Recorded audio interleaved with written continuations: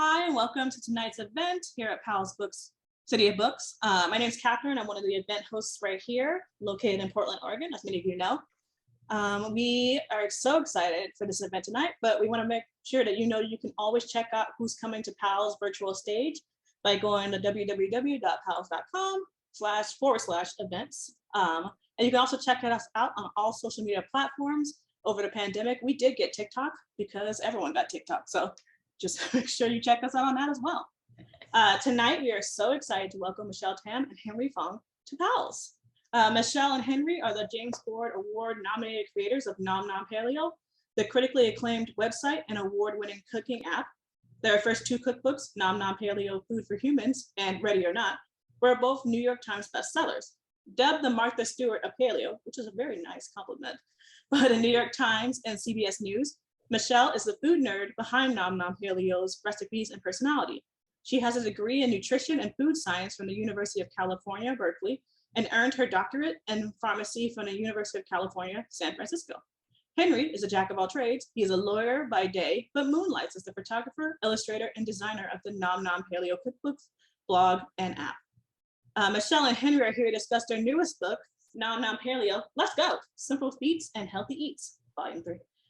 These two know that the healthiest meal that you can make is the one you make yourself. So they're all about getting you off your butts and into the kitchen. Whether you're cooking for yourself, whipping up a family dinner, or preparing a special occasion feast, Nom Nom Paleo, Let's Go will inspire you with deliciously nutritious meals. Weeknight suppers should be healthy and flavor-packed, but also fast and simple. Weekends and celebrations, on the other hand, are the perfect excuse to craft elevated but easy crowd pleasers. This cookbook offers crazy delicious recipes for all occasions, and every single one is free of grains, gluten, dairy, and refined sugar. Better yet, no one in your family will discover what's missing. Michelle and Henry will be joined in conversation by Gregory Gourdet. Gregory Gourdet is the author of the national bestseller, Everyone's Table. Here it is right here. Global Recipes for Modern Health, the ultimate guide to cooking globally, inspired dishes free of gluten, dairy, soy, and grains. He was named Chef of the Year by both Eater Portland and the Oregon Department of Agriculture, and is a James Beard Award nominee and two-time Bravo Top Chef finalist. Tonight's event will include a Q&A, so please make sure to ask your questions in the Q&A box at the bottom of your screen to make it easier for Gregory to read. If you see someone else ask a question that you too want to know the answer to, please make sure to hit the thumbs up button next to the question. It will make it a lot easier for that to be found. Throughout the event, I'll be dropping links to both Henry and Michelle and Gregory's books in the chat box feature. Michelle and Henry were both nice enough to stop by our warehouse yesterday, and they signed some copies. So I'll drop the sign link as well. So if you do order the book, you'll most likely come get it signed and with cute little stickers. They were cute. Now, please give a warm virtual welcome to Michelle Tam, Henry Fong, and Gregory Gourdet. Hello. Hi. I'm so excited. You guys don't know this, but we're going to dinner after this. So I'm super excited to be here. Michelle and Henry, congratulations on your book launch. I know you've worked so hard on this because I follow you very closely, and you were all giving me some advice with my book while working on your book. So if you haven't received your book yet, folks, it's absolutely stunning. It's beautiful, and it's really heavy. And there's over 140 recipes. I haven't counted them all, but that's what I've been told. And it's just a really fantastic book. So Michelle and Henry, what inspired book 3? Let's get right into it. I think pandemic inspired. Well, we were always kind of planning to do book 3. I think I've been telling everyone, it's like pregnancy. You have to wait until you've kind of forgotten how painful book 2 was. And so Henry does a lot of the heavy lifting with the book. Like, he designs it cover to cover. And this is on top of like taking the pictures and drawing all the cartoons. And so I had to wait till he was like, oh, let's do another book. And I'm like, okay, if you're ready, we will do another book. And so I think we had agreed to it with our publisher like 2019, and then pandemic hit. And we had like a bunch of recipes that we had already thought would be in the book. But then because of pandemic and because we couldn't travel and we couldn't see our parents and we couldn't see anybody, we definitely I started creating recipes that were like comfort foods to me growing up as a Chinese American in the San Francisco Bay Area. So there's a lot of food that was inspired by what my mom would make for me growing up, but also like all the immigrant culture food that we would eat, when we left the house. And we did throw in some kind of typical American casserole dishes, because also when we go to our friend's house, I'd be like, wow, what is this tuna casserole? I've never had this before. So we have like a cheeseburger casserole and kind of stuff like that. But it definitely, like this one, and I think especially because of all of the anti-Asian hate that was happening during pandemic, I was like, I am going to lean in to my Asianness. So that's what we did. It's definitely a comfort food cookbook for us, and comfort food being very uniquely Michelle. Her version of comfort food, which was definitely the foods from her childhood, because I would suggest recipes, and really the test it had to pass was Michelle thinking, did I eat this as a kid? Was this something that I really loved? And is this something that I really missed? And so somewhat unlike, I think, our first two cookbooks, where we were trying to really identify recipes that we thought would resonate with a broad audience, I think for the Green Book, Let's Go, more than anything else, we were trying to focus on the foods that really represented Michelle and her upbringing in the Bay Area. Yeah, and I just posted like a reel about this on Instagram. It really is a love letter to the food I grew up eating, and like, because I love Mexican food and Indian food and Vietnamese food and like all the food, and it was just so normal to be able to kind of get that. And I think once I haven't really left the Bay Area, and I choose to be in Portland, which also has a lot of that food. Yeah. But when I've traveled other places, I'm like, oh, these are the things I miss. Or when I was stuck in my house, I was like, these are definitely things that I miss. Yeah, I mean, I love the kind of cultural influences in this book. That's something that's really important to me as well. And, especially tying into just everything that we faced throughout the pandemic. I mean, this is like many-fold, from like so many accessible dishes, like I think so many of the recipes in here are classic Nom Nom Paleo in the sense that they're easy to prepare. You still have all your great sheet pan meals, your casseroles, but you really lean into your culture and some cultural dishes from around the world. And like all those cultures are represented by the immigrants who have come and made America what it is. So in the end, this truly is American food, even though there's some very specific cultural influences. My question is, some of these cultures, like maybe Thai food is pretty like alternative friendly. So like there's not a lot of gluten, there's not a lot of soy.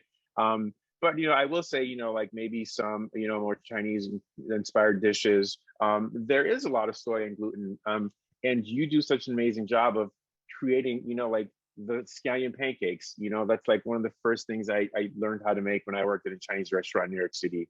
And like, like your stir fry sauce, what's the kind of thinking behind getting those classic, dishes and ingredients, good enough for our diets, like allergen friendly, working with alternative flours? What's the secret? Because you've done all the work for us, as someone who recipe tests all the time, I truly appreciate these recipes because I know how hard it is to make something that's based off gluten and soy delicious. And you've totally done that. So like, how do you kind of think of these recipes and the methods behind them? I don't know. I mean, I think that I had to experiment a lot initially, like just to try to find like a soy sauce alternative, because that's like in almost everything. Yeah.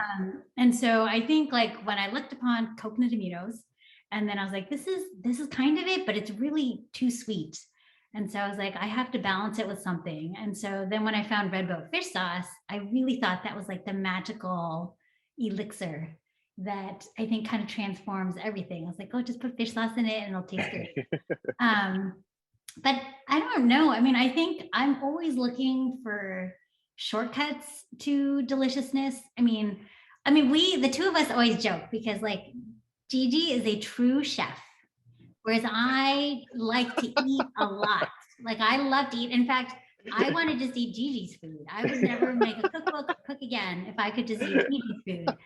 But because I do have to cook and I am lazy, I really do try to find ways where it's like tasty but simple and has minimal dishes. I will say though that you call yourself lazy, but you're the type of person who will also test a pot sticker recipe like 20 times. Those pot before stickers are absolutely you're satisfied with it. Well, but I mean, that's why I'm lazy, because I know that that is my process to doing something. Like I know that if I decide to do something, I have to figure it out. And So I'd rather not do that. So you by being a perfectionist, by perfecting the recipe for all of us, so we get to reap the benefits of the perfect recipe. And if you don't have the book yet, folks, I just want to show you these beautiful scallion pancakes, and they look so crispy and delicious. I actually haven't made these yet, but this is one of the first things I'm gonna make.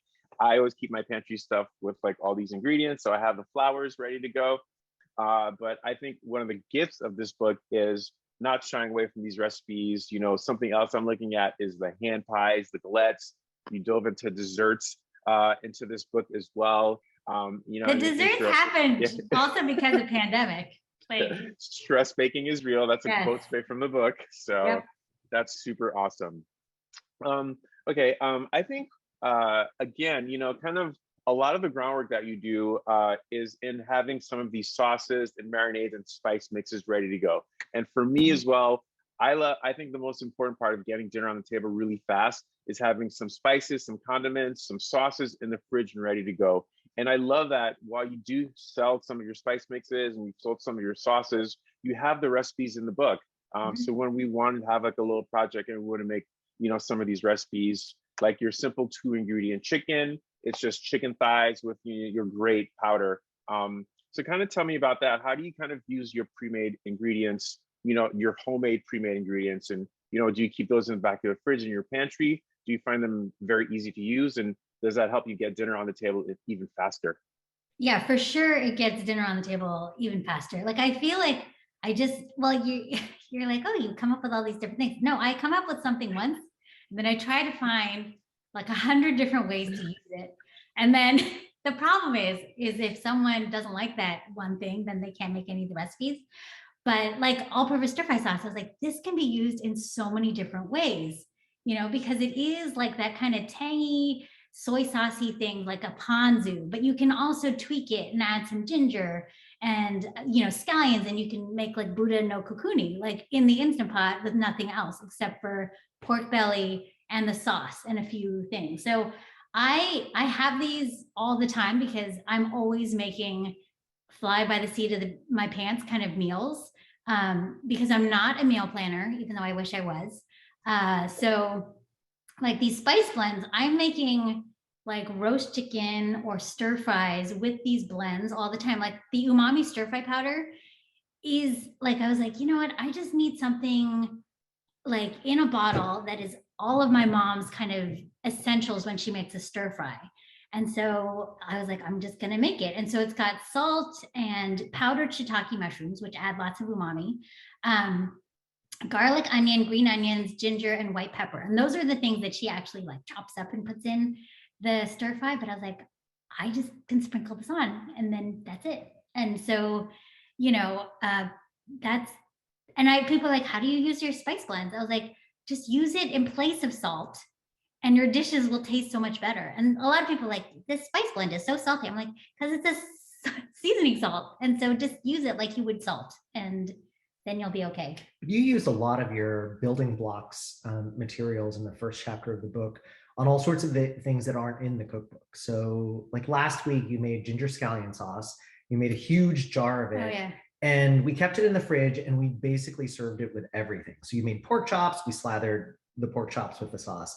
You made chicken, we put it on the chicken. You made like, you know, the kids. Oh, and then your parents came over and I was like, oh, I can make Chinese food for them. We put it on vegetables. The kids will just like eat it on rice. So they'll just like, you know, we'll put it in the rice cooker. I know not paleo, but you know, our kids love white rice, and they'll just put this ginger scallion sauce on the rice itself and mix it up and eat it. And it's good. Yeah. So I think we just have them, and most things will last. Like, I mean, I think the standard answer is like fresh sauces and stuff should only be like 4 days in the fridge. But you can freeze it, and you can freeze it in like a little ice cube mold and like take out a little cube. And that's totally a way if you aren't going through it that fast. But like, I think what I tried to do with the building blocks in here is that there should be lots of options to use it in the book, or even if you don't have like a specific recipe, you can find a way to use it. Like the Pipi and Verde, like you can make it into a really delicious like pork stew with your Instant Pot, or you can simmer shrimp in it like in like 5 minutes, or you could just slather it on like roasted vegetables as a sauce. But it's something that you can easily, like I do a lot of leftover makeovers. And so I just make a lot of one thing, and then I can kind of transform it throughout the week without having to do too much cooking. Yeah, I love that. I'm a huge fan of kind of keeping some ready to go sauces and powders in my pantry as well. And when it's time to roast a chicken, I have my little spice blend, even your umami powder. I love it so much. I asked you if I could, put that recipe in my cookbook, and it's definitely part of my secret arsenal. One thing you touch about in the book is kind of, considering calling the book paleo-ish, and, kind of how, as your family has gotten older, your strictness over paleo has changed, and, you definitely have different dietary kind of preferences in your household. And, I know a lot of people, especially in my kind of realm, they see me as a chef, and, some of our people are really like kind of seeking, a healthful take on foods, but a lot of people just want to eat better, and, books like this are a tremendous resource, if you have a dietary distinction or a specific allergy, or if you just want to eat delicious food, especially times like now when people are, we're still in a pandemic, people are trying to just recover from like being at home and just eating and wanting to get a healthy start. How do you think your eating has changed, and how important is it to you to kind of create something that's accessible to everyone, not just people in the diet community? So I joke that I am Nom Nom Paleo-ish. In fact, that was going to be the title of our green book, of this new book, but we decided to do Nom Nom Paleo. Let's go. So I eat mostly paleo. I mean, I definitely am 100% gluten-free, but when I go out to eat, I kind of eat everything as long as it's gluten-free.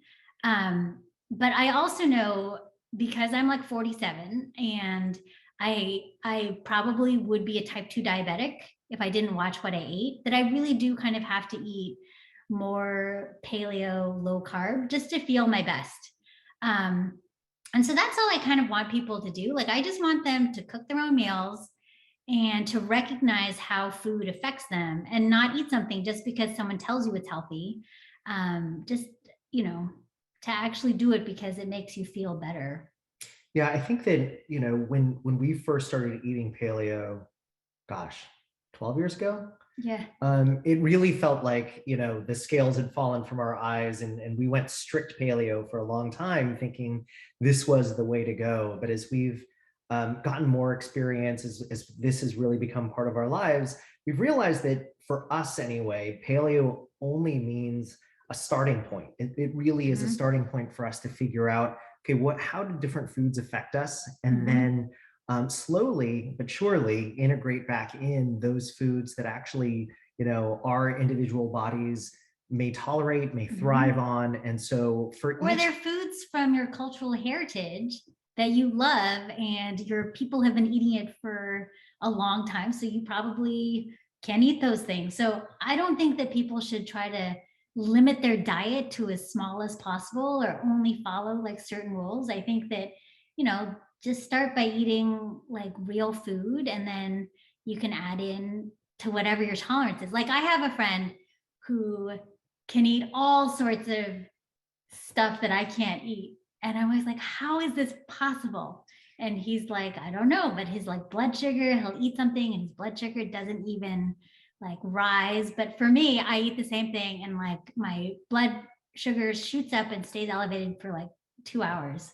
So yeah, and I see that Leslie had a question in the Q&A asking about how we transitioned our kids off of dairy, and the answer is they're no longer off of dairy. And so I don't think we ever made them dairy free. Like, I think that we basically ate dairy free for a while in our house, just because we didn't have a lot of dairy in our house.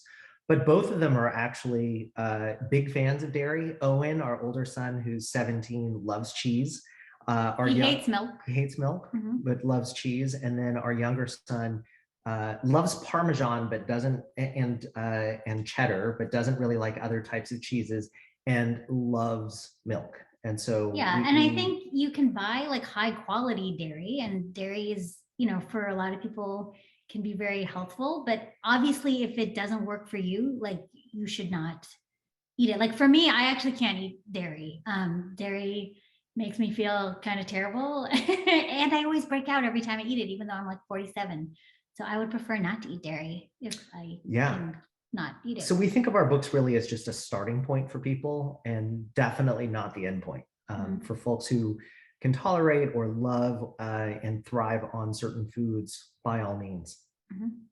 Yeah, I mean, I love how you say that, you know, you consider paleo a starting point and a starting block, because, you know, I look at it the same way. You know, it's just a really great foundation, eating whole foods, you know, like eating on, like not consuming refined sugars. It's just like a great place to start, focusing on nutrient dense superfoods. And you know, and so many, you know, that diet kind of intersects so many other diets, you know, from Whole30, you know, like, you know, I know some of us did keto.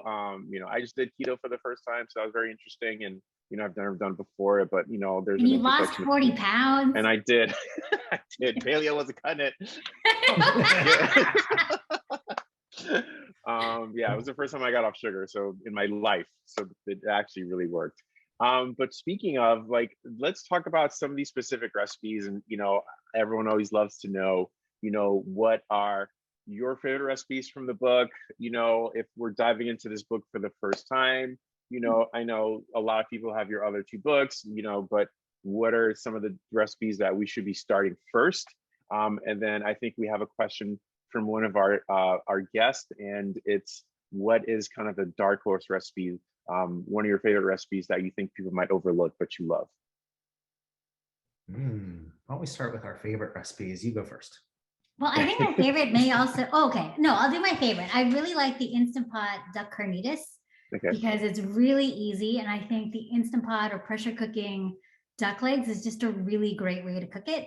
And you can fry it really crispy, and you can save the skin and fry that crispy. So I really like the Instant Pot duck carnitas. But in terms of like a dark horse, I actually really like the two recipes my friend Shiraz shared. They are the banana leaf fish. I don't know what the official name. Oh, I can't pronounce it, but it is Patrani maki. Patrani maki, I guess. It's spicy fish and banana leaves, which is really good. It's like fish with this kind of green coconut chutney that's wrapped in banana leaves, and it's super simple. And then her Shiraz's egg masala is actually really good. I remember she was telling me about it, and I was like, that sounds so weird. But then I ate it. I was like, this is delicious. And it's like a egg omelet, but it also has like sliced hard-boiled eggs in it. And then it has this really flavorful masala sauce that's really good. And that one is, I think those two are probably dark horses. I don't know. What do you think? I would say my favorite recipes in the book are, I don't have a sweet tooth at all, but for whatever reason, so annoying. My favorite recipe in the book is probably the dan tat, or the Hong Kong egg tarts, just because it's something from my childhood that I remember very fondly, going to dim sum restaurants with my parents and uncles and aunts and cousins. And my younger cousin, Gary, and I used to just hoard plates and plates of dan tat and literally just mash them into our mouths and compete to see how many we could eat. And so I bugged Michelle for the better part of a year, I think, to try to make a paleo version of dan tat, and she didn't think that she could. And I finally wore her down, and she ended up making... I think how it works is like, he'll ask me, and then he'll be like, maybe you can't make it. I'm like, oh yeah, I'm gonna go. I'll show you. Yeah, I haven't had one of these since I went gluten-free, so I can't wait to make these. They look absolutely gorgeous. My parents actually did say these are not bad, which is like which I will take as an A. Yeah, that's an I would say for a dark horse, it's really hard because I feel like all of these are real favorites of mine. Like this is the No, first but what do book you that think other people would not? I think some people might not make the lobster tails with Thai red curry just because it's lobster and it's not something that people would think of normally to just make on a weekday or even weeknight. But it is actually a very simple recipe and it's super delicious. And when you made it, I was actually surprised how easy and delicious it Me was. too. I was like, I'm not making lobster. Well, I'd never really made lobster at home before. And then I was like, wait, this is not that hard actually. And then the other one I would say is the ginger scallion sauce, which I mentioned earlier. You know, it only takes up one page in the book. It doesn't look like much, but honestly, it could be served with anything and everything. Yeah. I mean, like I can't stop talking about how much I love this book, but I think for me, you know, like I love how it runs the gamut from, you know, like really simple, like literally 2 ingredient dishes to like even like the hot and sticky chicken, which is, you know, I love glazed chicken, and you all do such a great job of like just doing things that are packed with umami and savory and delicious. But you know, like they're easy recipes, but then you know, then there's something like the ramen, you know, which you've taken the time to recipe develop for us. And, you know, I think you've made it accessible in a way that, you know, I know even for me, like I live in Portland, you know, as you know, and there's tons of great vegan gluten-free options in town, but it's still really hard to get like, you know, gluten-free, you know, soy-free ramen. So thank you for doing that. You know, I think like for you, what's that balance? You know, what is that balance of, you know, is it Wednesday, it's a sheet tray dinner, and then, you know, Friday, Saturday, you know, we're prepping a few things to make ramen. Like, how do you find balance between juggling, you know, the really simple dishes and the couple things that, you know, take a little bit of preparation, nothing too crazy, but take a little bit more time? I think that if it were up to me, I would just make simple stuff all the time. But see, this is how Henry is a good partner, because Henry always is like, no, we need to do 20% reach. So I'm like, okay. So we like, you know, there's stuff in there that is harder and takes longer and takes a lot of time to recipe develop. And so I think that I think for special occasions, I think that's what we wanted this book to have, is we wanted to have everyday stuff, but we also wanted simple things, like simple-ish, or at least, you know, broken down into steps, dishes that you could celebrate with. Just because I think food is so important. I mean, I think definitely in Asian cultures where you don't tell each other that you love each other or that you're proud of your child or whatever, like I think food really is how you show love. And so I included some of these harder recipes. So it's not like, oh, it's stir fry night again. It's like, no, see, mommy loves you. She made all these pot stickers. Like these gorgeous pot stickers. Yeah, which I've had the joy of Michelle personally delivering me these amazing pot That's stickers. That's because I love you, Gregory. I know. The best pot stickers I ever had. That's true. I never do that. And I'm so scared to cook for Gregory because he's a top chef.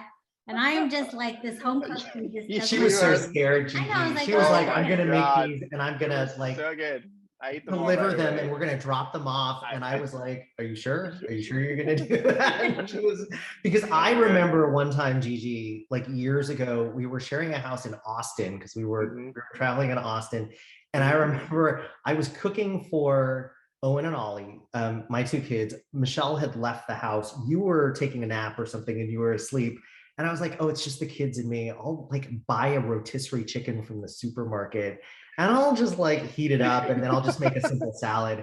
And so we finished eating and the chicken's just sitting in the kitchen, kind of like getting gold and, you know, sort of the fat is congealing on it and it's like looking not so good. And you woke up and you were like, oh, I'm hungry. And I was like, well, there's a chicken that I kind of reheated in the kitchen.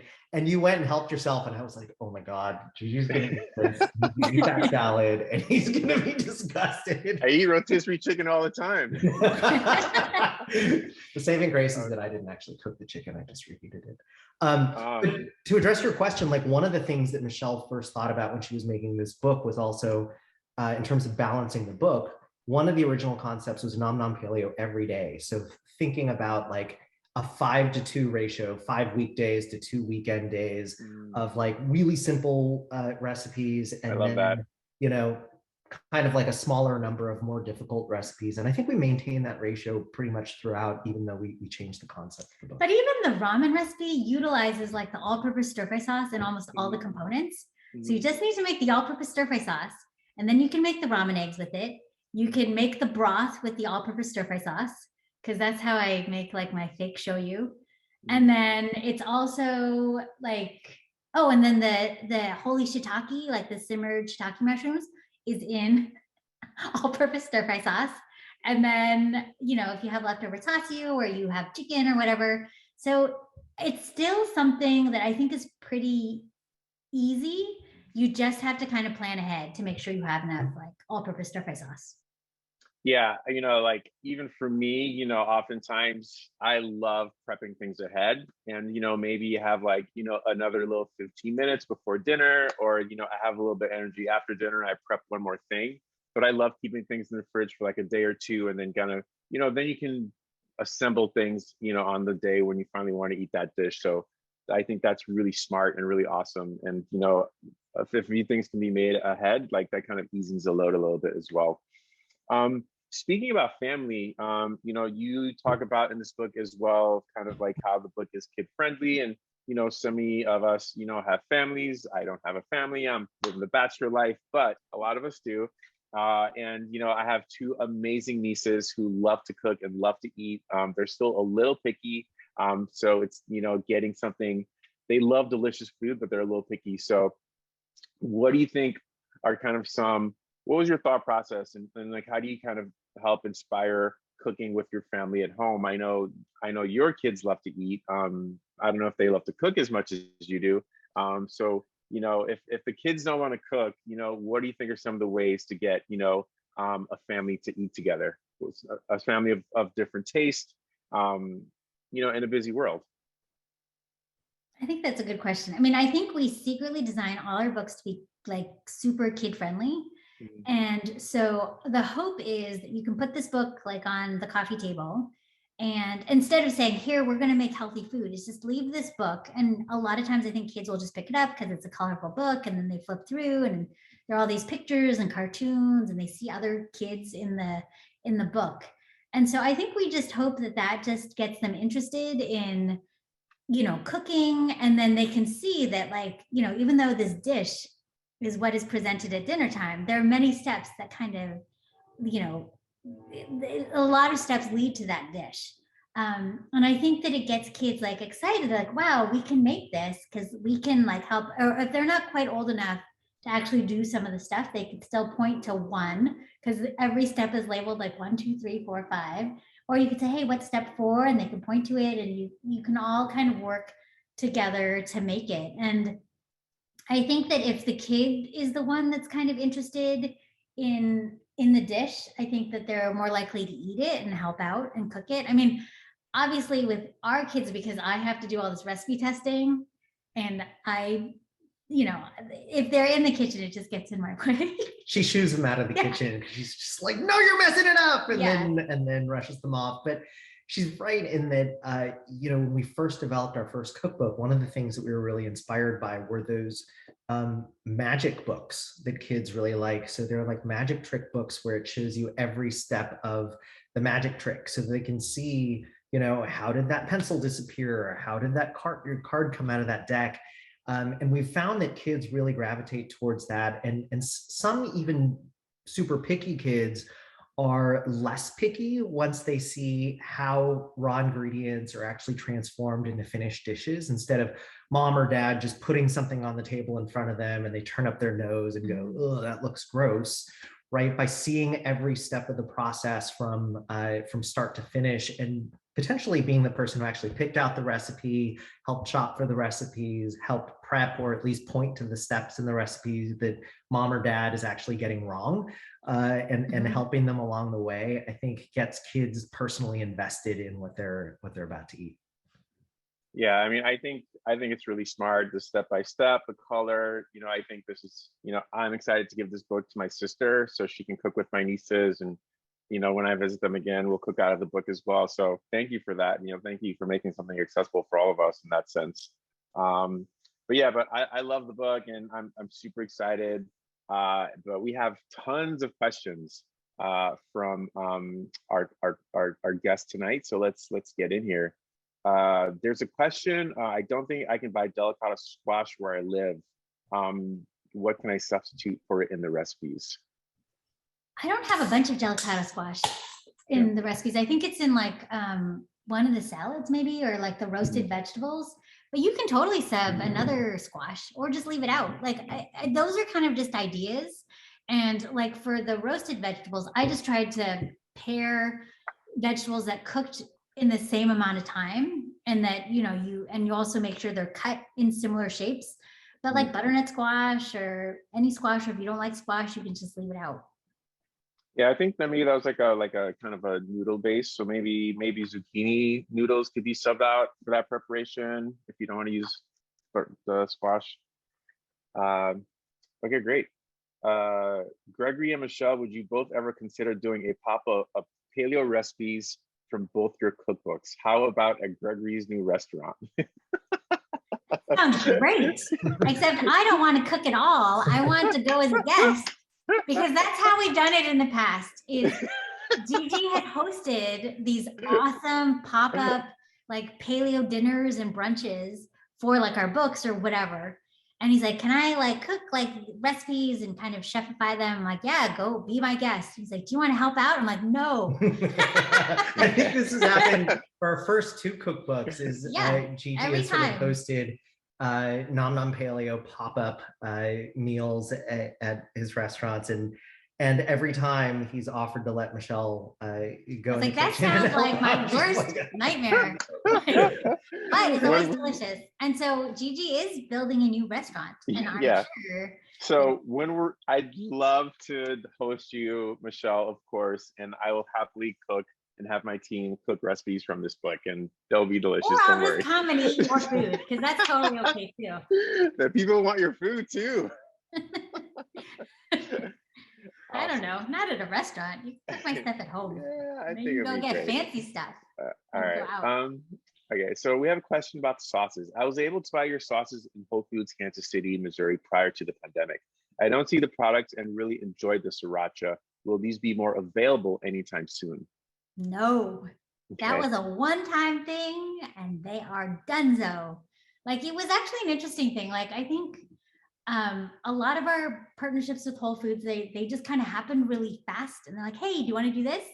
And at the time, we had someone who was like our fairy godmother at Whole Foods, and she was really awesome and super supportive of our stuff.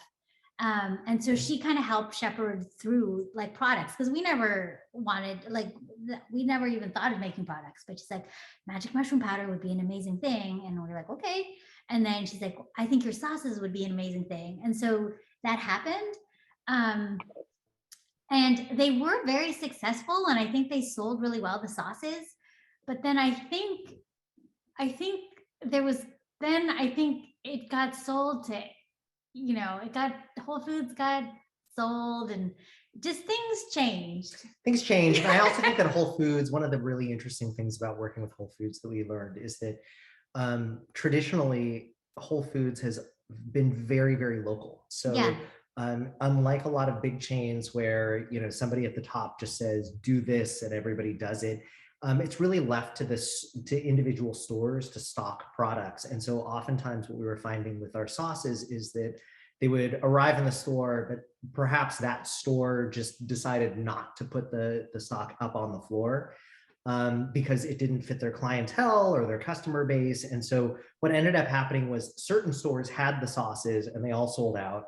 Other stores, they were just left in the stock room. And so as a result, when Whole Foods decided to assess whether or not to continue with the product, they discovered that some stores sold out and other stores, like, not a single bottle was sold.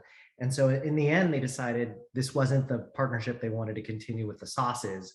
And so Michelle, I think, sent out a lot of notes to people like, if you see them, snatch them up, because Yeah, they're going to be gone forever. forever. You're going to have to make your own sauces going Yeah. forward. So thankfully, Michelle has recipes for all of those Yeah. sauces. And so you can still make your own. It's just that they're no longer available. Yeah, I mean, I thought it was super convenient. Like when And I she could stocked up for sure. Yeah, I stocked up.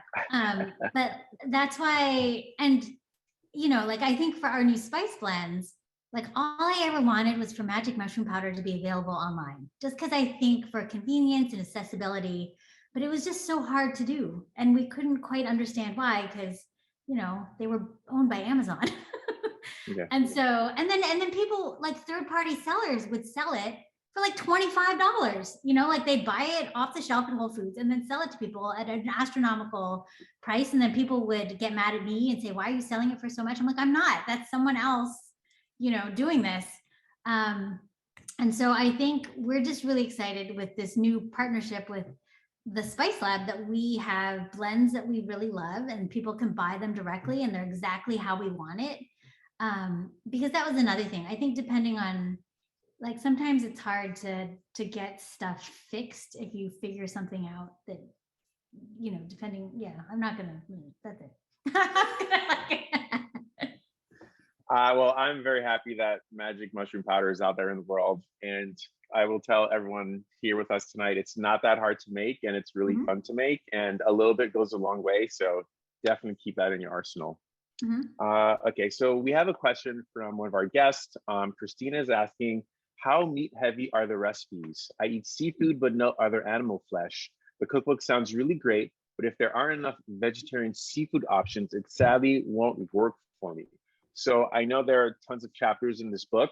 Can we talk about kind of the vegetable forward dishes, the seafood forward dishes, and maybe how to substitute some of the meat maybe that are in the meat recipes with seafood, or maybe more vegetables? Yeah, so I would start by saying, Christina, great question. We did decide We actually to purposely tried to have a lot more plants and seafood in this book. And so out of the 140 recipes in the book, 55 are vegetarian or vegan, and about 16 of them are seafood. Now, some of the seafood. No, there's 16 on top of the vegetables. 16 on top of the vegetables that are seafood recipes.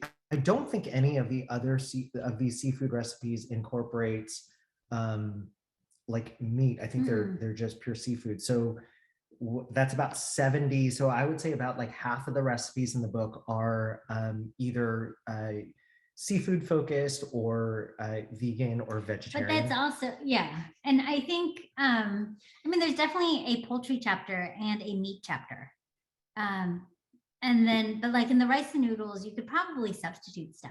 But I mean, this is definitely not like a it's not, I wouldn't call it a plant forward cookbook, but there are lots of vegetable and seafood recipes, if that makes sense. I mean, I think the best thing is, like, I always think, like, I love public libraries, and I think you can check it out at your library, and if you like it, then, you know, you can buy it. But you know, if you are unsure, like, I don't think people should, you know, purchase it if they're not sure. Yeah, you can definitely check out the recipe index also. I think we have a link to it on our website. You can check out the different recipes.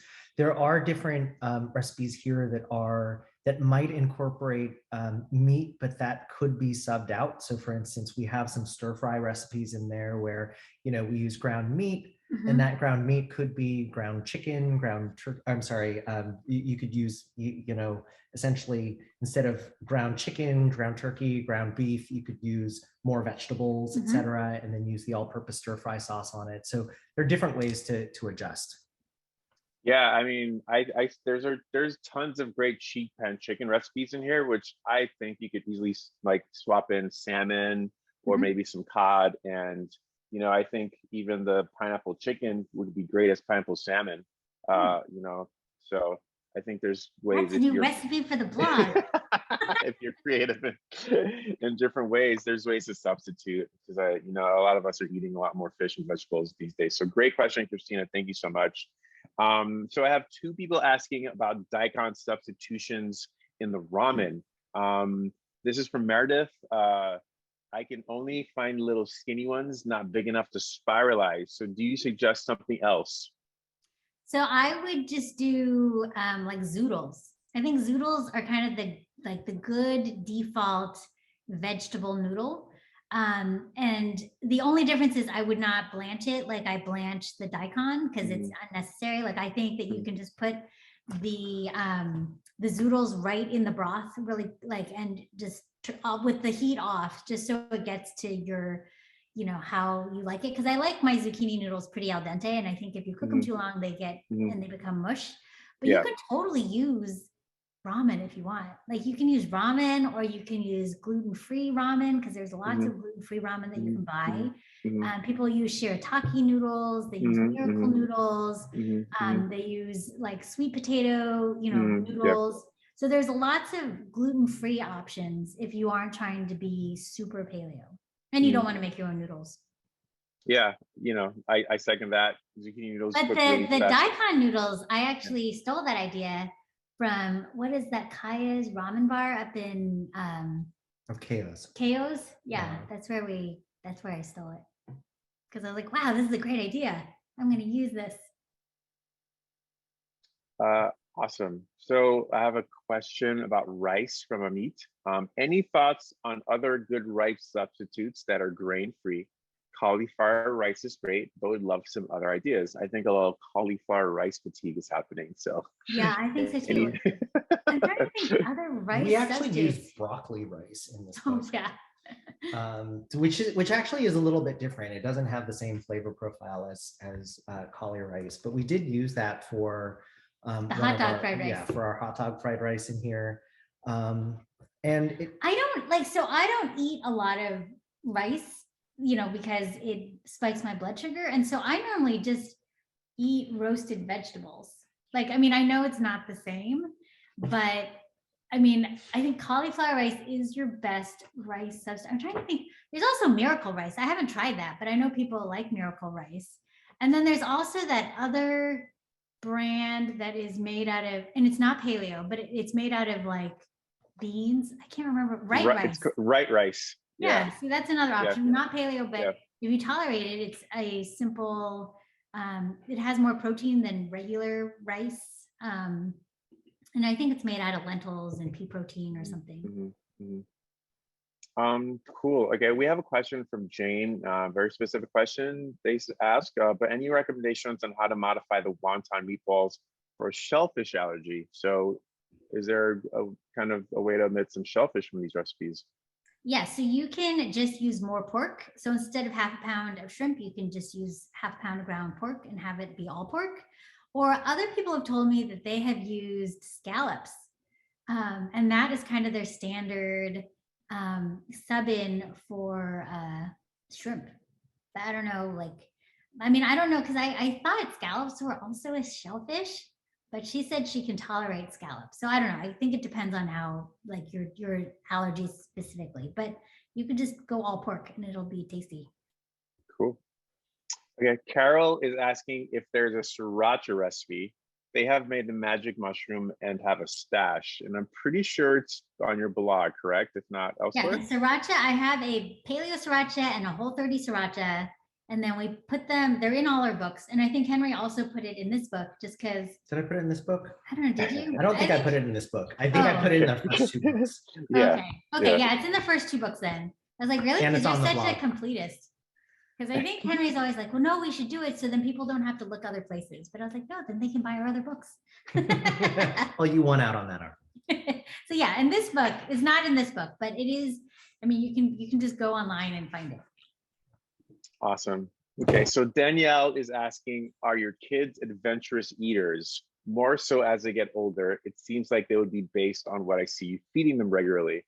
And I know from my experience with my nieces, I'm very worried about them being picky eaters, with me being a chef, and I want them to experience things and as they've gotten older, they definitely have they're 7 and 9. So as they've gotten older, there are some things that they enjoy. They don't mind spicy food, they don't mind umami, savory things, but they're very particular about things. They hate blueberries. One loves meat, one only eats seafood. So kind of what have you seen through with your family and your kids as they've gotten older, growing up in a food household? Have their preferences changed? Has it been easier to feed them? Well, I think Ollie has always been the pickier one, my younger son. But I think I just got tired of trying to accommodate him. And I was like, my mom never made a separate, like, kid-friendly meal for us. We just had to eat whatever it was. And so I have one family meal, but I also take into account the things that he will probably be more likely to eat. But it's been surprising. Like, we had like this week when we had that ginger scallion sauce, I was like, oh, you can just use the oil if you don't like the ginger and the scallion. And he's like, no, I like it all. And I was very surprised. And I was like, whoa. So I think if you just expose them to it and you don't make a big deal about it, then they will probably eat it. Ollie used to be the pickiest eater ever. He threatened to run away when he was younger because I wanted him to eat something other than white foods. White foods meaning like foods that are actually white in color.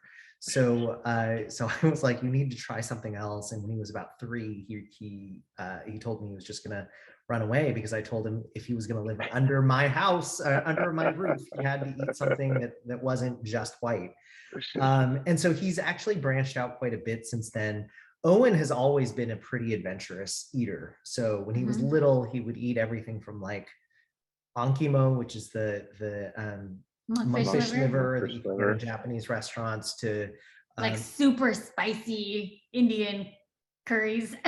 But I also think that he's a people pleaser, and so he knew that we were really proud of him when he would go out on a limb and eat things that were more adventuresome. So, but as a result, he's always been game to try lots of different things. I remember going to a restaurant in Mexico, and he was the first to tuck into a dish of worms because they had like fried worms as a delicacy at this restaurant, and he was like, it tastes like bacon. But Ollie has been the more challenging one. But as he's gotten older, yeah, it's gotten easier, I think. So I have a question for Gregory, because I know he's going to skip this. So what was it like cooking for Oprah? Oh goodness! I told you tonight's not about me. Should we just ask you? I want to know that too. Well, cooking for Oprah was very interesting. We had very strict COVID protocols, so that was the first thing. And I had literally just flown in from Mexico, and I was super sick. But I was the only person in our group who got sick. So I think the chef that I was traveling with took me out on my own one day. So I think I probably drank something I probably shouldn't have. So luckily, I had to quarantine for a few days to get to Oprah's. So I got to rest up. I didn't have COVID by any means. It was my stomach. But yeah, she has a beautiful estate. She has an amazing team, and every day we cooked, 8-course breakfast, and then 11 to 15-course dinner. There was a different theme every night, from prime rib and caviar night to Italian night, feast of 7 fishes, Chinese, Indian, Haitian. We cooked it all, and it was really, really fun. Yeah, we cooked for about 16 of her guests, and then by the end it was about 10 guests. But she was really gracious. She's really kind. She's just chilling in her cashmere sweatsuits and just being Oprah. She's really lovely. So it was really fantastic. That is really my fantastic. Life goal. Yeah. I think I can only get the cashmere tracksuit part. Her estate's pretty amazing, and it was really nice to just have that time to just make the best food possible and make 20 courses a day for one of the most important people in our country, if not the world. So it was awesome. It was super great. She loves to eat, so that's really great. It's really fun, as you know, to cook for people who love to eat. So that was that. I don't know about that. I like it when people cook for me. Remember? Oh goodness. Okay, so we have some like shorter questions. Do you have a recommended garlic substitute? That's hard. Yeah, I mean, I think you can just leave it out. I mean, yeah, can that's you what I have? say.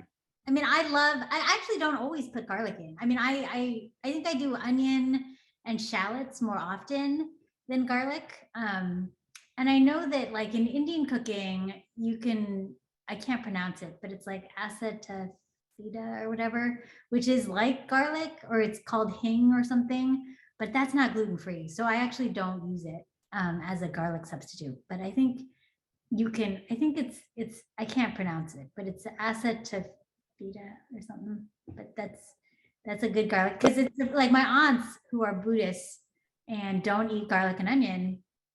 I remember that was something that they sometimes used. Or you could just use more like the other things like ginger and scallions and stuff. Yeah, I usually, if anyone asks me that question, I just say leave it out. I have Mhm. a question. You've worked with so many great alternative flours. People often ask me, what is a great substitute for almond flour? And I know you have some great almond flour recipes in your book, but I know we have a lot of, folks who are allergic to nuts. Yeah, it's So tough. what are some substitutes for almond flour? I haven't tried too many. Like when people say what's a good one, like it's hard for me to give a one-to-one because Mhm, normally they don't have the same properties. But I mhm, know a lot of people like that tiger nut flour. mhm, mhm. But I don't know if it is one-to-one, but that's not a nut, even though it's called tiger nut. It's not a nut. And people have had a lot of success using that in baked goods, but I'm not sure like how much liquid you can use, or like if it's a one-to-one. Like, so I haven't experimented with it enough. Yeah, yeah, because sometimes we don't. I mean, I keep my pantry stocked with almond flour, but a lot of our friends are allergic to nuts. I Mhm. know there's some non-paleo options that might work well if you can tolerate it, like oat flour might be a great Mhm. option if you can tolerate it. Okay, so we have a really great question from an anonymous attendee.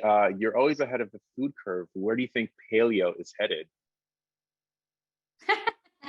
In the garbage can. No, I don't know. I feel like paleo is still kind of trucking along. I think it's like how veganism used to be very alternative and now it's just a thing that everyone knows about. I feel like paleo is kind of similar to that. Um, but it evolves, right? Because now the big thing is keto. Keto, everyone wants to be keto. But I think paleo is just kind of, it's not as hot and exciting as it once was, but I think people know that it works for a lot of people.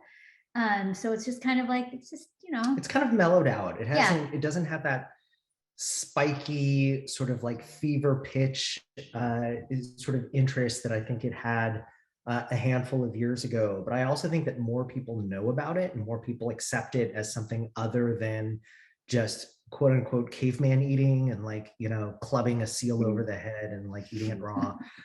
So I think that people understand that it's not the same as a carnivore diet and it's really about whole foods.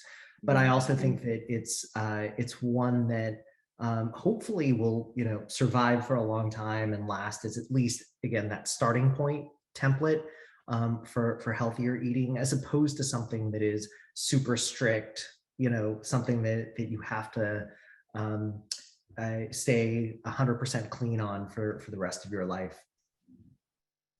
Well, that's really great.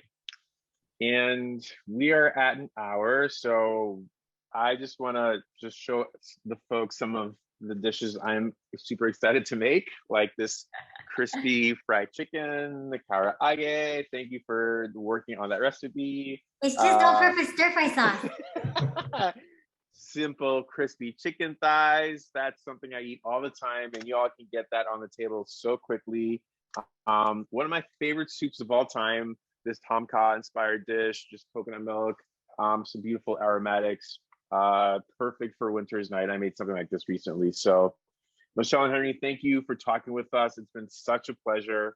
I love this book. And if you don't have this book, go out and get it. You won't be disappointed. It's the perfect way to start the year, get on the health track. And I personally want to say thank you for creating this book. I know how much work went into this. So thank you, thank you, thank you.